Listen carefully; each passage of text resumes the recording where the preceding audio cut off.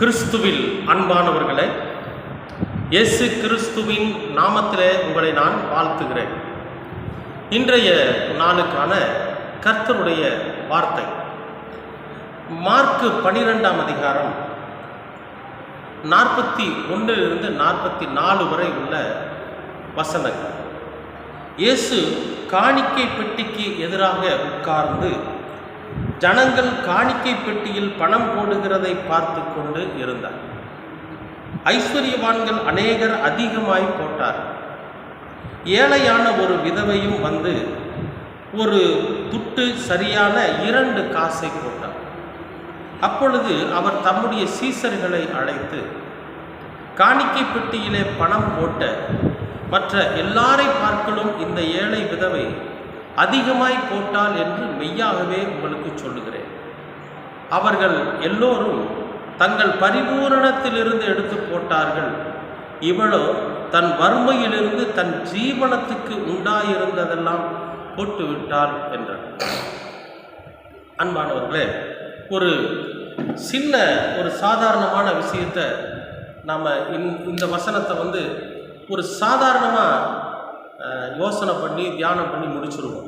என்னென்னா, ஒரு பெண் தன்னிடத்தில் இருக்கக்கூடிய காசை அங்கே காணிக்கையாக போட்டார். பணக்காரரெல்லாம் போட்டதை ஆண்டவர் சொல்லலை. ஒரு ஏழை போட்டார். அதனால் அவள் போட்ட காணிக்கையை கடவுள் ஆசீர்வதித்தார். அப்படிங்கிற ஒரு சாதாரணமான ஒரு சுவிசேஷமாக இன்றைக்கு அநேகர் சொல்லிடுறாங்க. நாமளும் அப்படி ஏற்றுக்கொண்டு இருக்கிறோம். ஒரு ஆழ்ந்த சிந்தனை, ஆழ்ந்த கருத்து, ஏன் இயேசு கிறிஸ்து அதை சொன்னார் அப்படிங்கிறதுக்கு ஒரு காரணம் இருக்கும் இல்லையா? ஒரு உள்நோக்கம் ஒன்று இருக்கும்ல. எதையுமே இயேசு கிறிஸ்து எதை சொன்னாலும் பார்த்தீங்கன்னா அதில் ஒரு மிகப்பெரிய புரட்சி இருக்கும். அவர் ஒரு புரட்சியாளர். எப்படி சேக்குவாரா இவங்கெல்லாம் இருந்தாங்களோ இப்போல்லாம் இந்த காலத்தில் இருக்கிறாங்க பார்த்தீங்களா, அந்த மாதிரி இயேசு கிறிஸ்து வாழ்ந்த காலத்தில் அவர் ஒரு புரட்சியாளர். அதாவது எதுவெல்லாம் அடிமைத்தனமோ, எதுவெல்லாம் மக்களால் புறக்கணிக்கப்பட்டதோ அதுக்கெல்லாம் உரிமை போராட்டம் நடத்தினவர் தான் இயேசு கிறிஸ்து. அந்த விஷயத்தில் நீங்கள் இயேசு கிறிஸ்துவை பார்த்து சாதாரணமாக எல்லாரும் என்ன சொல்லிடுறாங்கன்னா, அவர் பாவங்களை மன்னிக்கிறாரு, ரட்சிக்கிறாரு அப்படிங்கிறதோட நிறுத்திடுறாங்க. ஆனால் அவர் ஒரு மிகப்பெரிய போராளி என்பதை யாரும் சொல்கிறதில்லை. இப்போ இயேசு கிறிஸ்து என்பவர் மிகப்பெரிய போராளி, மிகப்பெரிய புரட்சியாளர்.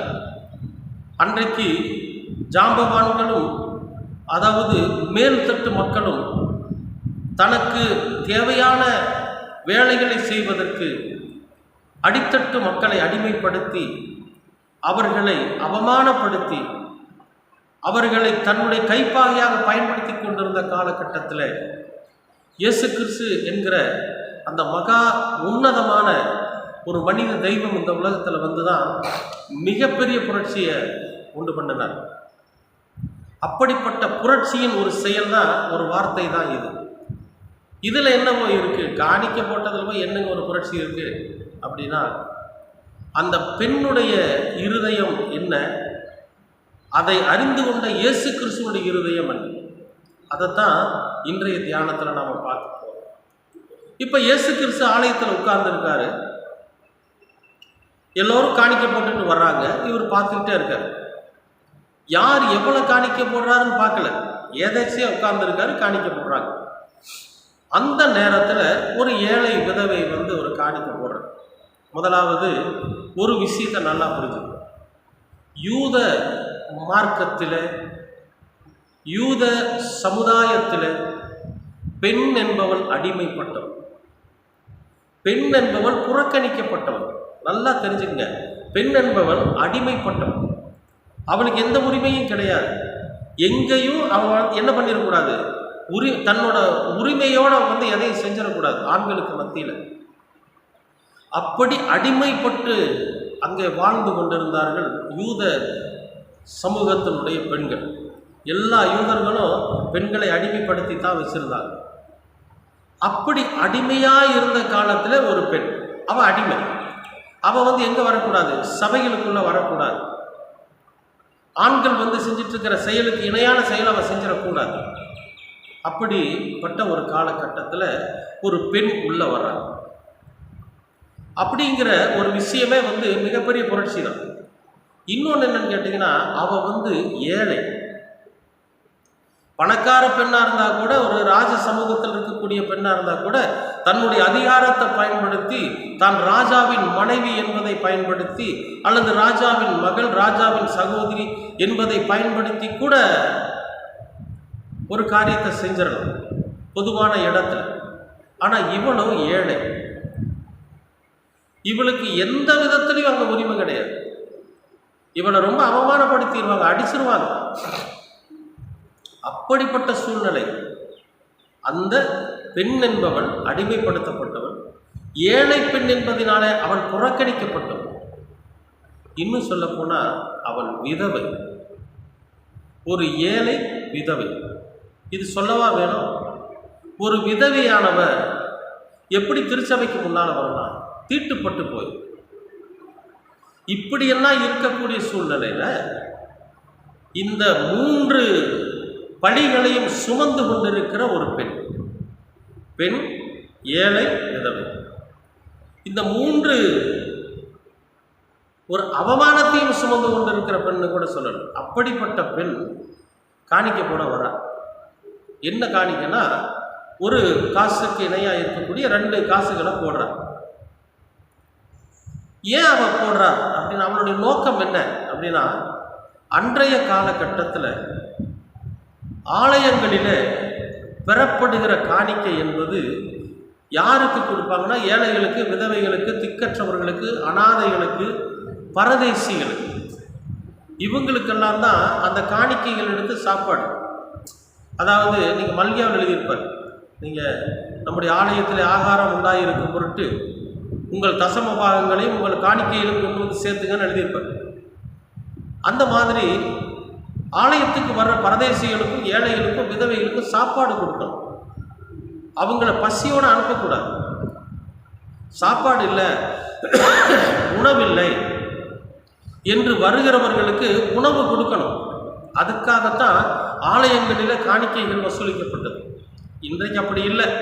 அதை பற்றி நாம் பேசுகிறதுக்கு நேரம் பத்தாது. அப்படிப்பட்ட சூழ்நிலையில் இங்கே ஒரு ஏழை விதவை தன்னிடத்தில் இருக்கக்கூடிய 2 காசு எடுத்து ஏழைகளுக்கும் விதவைகளுக்கும் போடுங்க, சாப்பாடு போடுங்கன்னு கொடுக்குறார். அப்போ இவ எப்படிப்பட்டிருக்கிறான்னா, அந்த கொஞ்சம் காசுலேயே தன்னிறைவு பெற்றவளாக இருக்கிறார். எனக்கு போதும், எனக்கு போதுமானதை வாங்கி வச்சுட்டு தான் மீதியை நான் உங்களுக்கு கொடுக்குறேன். இது என்னை விட ஏழையான பெண் இருப்பா, என்னை விட விதவையாய் அவமதிக்கப்படக்கூடியவங்க இருப்பாங்க, என்னை விட பரதேசிகள் இருப்பாங்க. அப்போ எனக்கு கீழே எத்தனையோ பேர் இருக்கிறாங்க, அவங்க சாப்பிடணும். இன்றைக்கு எனக்கு போதுமானது இருக்குது, நான் சாப்பிட்டேன், இந்த 2 காசையும் நான் போடுறேன், நாளைய தினத்திற்கு நான் சம்பாதித்துக் கொள்வேன், கடவுள் எனக்கு கொடுப்பார் அப்படிங்கிற ஒரு முழு நம்பிக்கை அவளுக்குள்ள இருந்ததுனால தான் இன்றைக்கு இருந்த அந்த மீதியான காசை கொண்டு வந்து எங்கே போடுறாங்க? காணிக்கையா போடுறாங்க. எவ்வளோ உயர்ந்த என்ன பார்த்தீங்களா? அவளே அவமானப்படுத்தப்படக்கூடியவ, புறக்கணிக்கப்பட்டவ, இப்படியெல்லாம் இருக்கிற சூழ்நிலையிலும் கூட தன்னை விட தாழ்வு நிலையில் இருக்கிறவர்கள் சாப்பிடணுங்கிறதுக்காக தன்னிடத்தில் இருக்கிற எல்லாவற்றையும் கொண்டு வந்து காணிக்கையா. இதைத்தான் ஆண்டவர் சொல்றார். என்னன்னு? அவள் ஆசீர்வதிக்கப்பட்டது. மற்றவங்கெல்லாம் ஐஸ்வர்யவான்கள் எல்லாம் ஏதோ ஒரு காணிக்கை போடணும் அப்படிங்கிறதுக்காக போடுவாங்க, போட்டுட்டு போறாங்க. அவர்களுடைய நோக்கமெல்லாம் என்ன? என்னுடைய பங்கு அங்கே இருக்கணும், நான் கொஞ்சம் காணிக்கை போடணும், என்னை காணிக்கை போடலையான்னு யாரும் சொல்லிடக்கூடாது அப்படிங்கிறதுக்காக காணிக்கை போட்டுட்டு போனாங்க. ஆனால் இந்த விதவையோ தன்னிடத்தில் இருக்கிறதை எடுத்து போடுறப்ப அவளுடைய எண்ணங்கள் இப்படியாக இருக்கு. அப்போ ஆண்டவர் சொல்றாரு, இந்த ஏழை விதவை தான் ஆசீர்வதிக்கப்பட்டது. அவளை பற்றி அங்கே பேசவே கூடாது. திருச்சபையிலும் சரி, பொதுவான இடங்களிலும் ஒரு பெண்ணை குறித்து பேசக்கூட கூடாது. ஆனால் இயேசு கிறிஸ்து பேசுறாரு. இங்க இருக்கிற எல்லா ஐஸ்வர்யவான்கள்லையும், எல்லா பணக்காரர்களையும், எல்லா காணிக்கப்பட்ட எல்லா ஜாம்பவான்களிலும், ஜமீன்தார்களுக்கு மத்தியில் ஆசீர்வதிக்கப்பட்டவள் அவள் மட்டும்தாங்கிறார். சும்மா விட்டுருவாங்களா? சொல்லுங்க. இவர் தேவனுடைய குமாரன் அப்படிங்கிறது அங்கே இருக்கிற யாருக்கும் தெரியாது, அல்லது எல்லோருக்குமே தெரிஞ்சிருக்கார். ஒருவேளை இவருடைய சீசர்களுக்கு மட்டும்தான் தெரிஞ்சிருக்கும். அப்போ எல்லாருக்கும் மத்தியில் தன் சீசர்களை கூப்பிட்டு சொல்கிறாரு, இங்கே எல்லாரும் நிறைய காணிக்கை போட்டாங்க, ஆனாலும் இதில் ஆசீர்வதிக்கப்பட்டவள் அவள் தாங்க. ஒரு புரட்சி. அடிமைப்பட்டவளை ஆசீர்வதிக்கப்பட்டவளாக காண்பித்த இயேசு புறக்கணிக்கப்பட்டவளை மேன்மைப்படுத்தினவளாக காண்பிக்கப்பட்டவர் இயேசு.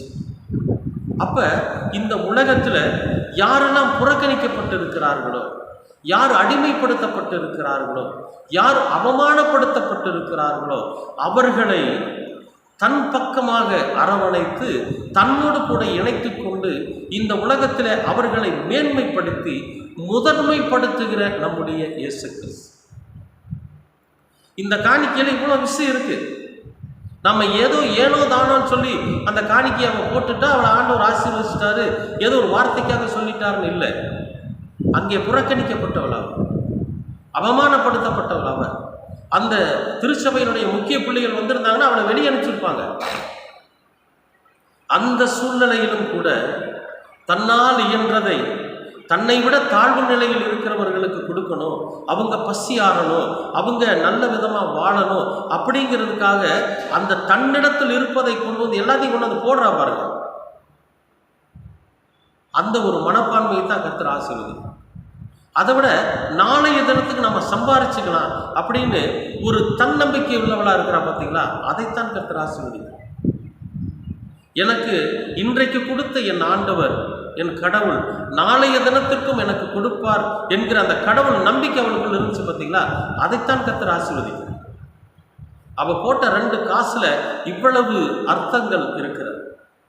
அன்பானவர்களே, சிந்திச்சு பாருங்க. நாமளும் தான் காணிக்கை போடுறோம். இந்த காணிக்கையினுடைய நோக்கம் என்னவா இருக்கு? நாம போடுகிற போது இந்த காணிக்கையை நம்ம என்ன நினைச்சு போடுறோம்? இன்றைக்கு ஆலயங்களில் பரதேசிகளுக்கு உணவு போடுறாங்களா? ஏழைகளுக்கும் அனாதைகளுக்கும் திக்கற்றவர்களுக்கும் விதவைகளுக்கும் உணவு கொடுக்குறாங்களா அன்றாடம்? இல்லை. வருஷத்துக்கு ஒரு முறை 60 வயசுக்கு மேற்பட்டவங்கெல்லாம் வாங்கன்னு கூப்பிட்டு ஆளாளுக்கு ஒரு போர்வை கொடுப்பாங்க. அசனம்ங்கிற பேரில் அல்லது ஆர்வெஸ்ட்டுங்கிற பேரில் வருஷத்துக்கு ஒரு முறை பிரியாணி சாப்பாடு கொடுப்பாங்க. அது ஒரு சில சர்ச்சில் விற்பாங்க. அந்த பிரியாணியை ஒரு பாக்கெட்டு 100 ரூபா, ஒரு பாக்கெட் 150 ரூபான்னு விற்பனை செய்வாங்க. நாம் போடுற காணிக்கையை எடுத்து நமக்கே விற்பனை செய்வாங்க. இன்றைய உலகம் அப்படிப்பட்டதாக இருக்கிறது. ஆனால் இயேசு கிறிஸ்து என்கிற அந்த புரட்சியாளர், இயேசு கிறிஸ்து என்கிற அந்த போராளி, இயேசு கிறிஸ்து என்கிற அந்த மகா பரிசுத்தம் அன்றைக்கு அடிமைப்படுத்தப்பட்டிருந்த, புறக்கணிக்கப்பட்டிருந்த, பின்தள்ளப்பட்டிருந்த ஒரு பெண்ணை ஆசீர்வதிக்கிறார்.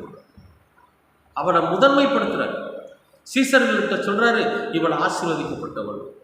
அன்பானவர்களே, இன்றைக்கு நாம் காணிக்கை செலுத்துகிற போது, கர்த்தருக்கென்று கொடுக்கிற போது அதை பிரயோஜனப்படுத்தும்படியாக, அது மற்றவர்களுக்கு பிரயோஜனப்படுத்தப்படட்டும் என்கிற அந்த உணர்வோடு கூட நாம் கொடுக்குறப்போ நிச்சயமாகவே அந்த பெண்ணுக்கு கிடைத்த ஆசீர்வாதம் உங்களுக்கும் எனக்கு கிடைக்கும். இன்றைக்கும் அந்த உண்டியலுக்கு அருகே அந்த ஆலயத்தினுடைய அந்த மகா பரிசுத்த ஸ்தலத்தில் நம் ஆண்டவர் இயேசு கிறிஸ்து உட்கார்ந்து பார்த்துட்டு தான் இருக்கார். நம்ம ஒவ்வொருவரையும் கவனித்துக் கொண்டு இருக்கிறார். நாம் செய்கிற ஒவ்வொரு செயலையும் அவர் கவனித்துக் கொண்டிருப்பார். நம்ம ஆலயத்துக்குள்ள நுழைஞ்சு முழங்கால் பண்ணிட்டு ஜெபம் பண்றதுல இருந்து காணிக்கை போட்டு கடைசி ஜெபம் முடிஞ்சு அங்கே ஆசீர்வாதத்தை பெற்றுக்கொண்டு வீடு திரும்ப வரைக்கும் கர்த்தர் ஆலயத்தில் அமர்ந்து நம்மை கவனித்துக் கொண்டிருப்பார். மிக கவனமா இருக்கிறோம். ஏன்னா நம்முடைய ஆண்டவர் நம்மை உற்று நோக்கிக் கொண்டே இருக்கிறார். நீங்க விசுவாசிக்கிறீங்களா? உங்களுடைய விசுவாசம் உங்களை பலப்படுத்தும். எப்பொழுதெல்லாம் கர்த்தர் நம்மை பார்த்து கொண்டிருக்கிறார் என்கிற பயத்தோடு நாம் ஒவ்வொரு செயலையும் செய்கிறோமோ அப்பொழுதெல்லாம் கடவுளுடைய ஆசீர்வாதம் நமக்கு நிறைவாய் கிடைக்கும். நீங்க விசுவாசிக்கிறீங்களா? கர்த்தரோட சமூகத்தில் சொல்லுங்க. நிச்சயமாகவே உங்களுக்கும் அந்த ஆசீர்வாதம் நிறைவாய் கிடைக்கும். ஏன்னா நமக்காகவும் போராடுகிற ஒரு போராளி, நம்மை விடுதலை செய்ய வேண்டும் என்பதற்காக இந்த பூமியில வந்து மரித்து உயிரோடு எழுந்த ஒரு விடுதலை வீரன், நம்மை ரட்சிப்புக்குள்ளாக வழிநடத்துகிற ஒரு மகா உன்னத தேவன் இயேசு கிறிஸ்து நம்மோடு கூட இருக்கிறார். விசுவாசிக்கிறீங்களா? ஆண்டவருக்கு கேளுங்க. அன்பின் பரலோக பிதாவே, உமக்கு ஸ்தோத்திரம். இந்த நாளை ஆசீர்வதித்து கொடுத்ததற்காக நன்றி. ஏழை விதவை, முதலாவது அவள் புறக்கணிக்கப்பட்டவள், முதலாவது அவள் அடிமைப்படுத்தப்பட்டவள், முதலாவது அவள் அவமானப்படுத்தப்பட்டவள். இப்படி 3 நிலைகளையும் சுமந்து கொண்டு தன்னால் இயன்றதை தன்னை விட தாழ்வு நிலையில் இருப்பவர்களுக்காக இந்த ஆலயத்திலே காணிக்கையாக செலுத்தின அந்த விதவை பெண்ணை இயேசு கிறிஸ்து ஆசீர்வதித்தது போல எங்களையும் ஆசீர்வதிக்க வேண்டுமாய் செபிக்கிறோம். எங்களால் இயன்றதை நாங்கள் கர்த்தருக்கு கொடுக்கிற போது அந்த காணிக்கையை கொடுப்பதற்கான நோக்கம் என்ன என்பதை நாங்கள் உணர்ந்து அதன்படி காணிக்கை செலுத்த நீங்கள் கிருபை பாராட்டுங்க. எப்படி அந்த விதவை இயேசு கிறிஸ்துவின் வாயினால் உச்சரிக்கப்பட்டாலோ, இயேசு கிறிஸ்து அவளை ஆசீர்வதித்தாரோ, அதே போல எங்களையும் உம்முடைய திருக்குமாரனாகிய இயேசு கிறிஸ்து ஆசீர்வதிக்க நீர் கிருபை பாராட்டுங்க. எல்லாவற்றையும் அருமை ரட்சகர் இயேசு கிறிஸ்துவின் வழியாய் கேட்கிறோம் நல்ல பிதாவே. ஆமென், ஆமென், ஆமென்.